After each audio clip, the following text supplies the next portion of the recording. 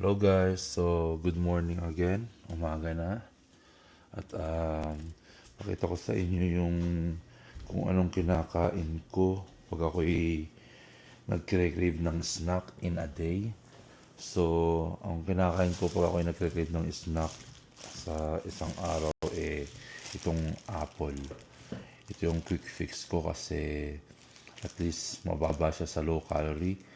Mababa siya sa calories. Tapos, yung sugar niya hindi kataasan tulad ng mga tropical fruits na banana, pineapple, or mango. Yan, matataas yan sa sugar. Pero ang apple is moderate lang siya sa sugar. So, okay siyang kainin kahit mga dalawa or tatlo, di ba? Pero at least low calorie pa rin. So, yan ang aking quick fix pag nagre-crave ka sa snacks. Okay. Okay, see you guys. Bye-bye.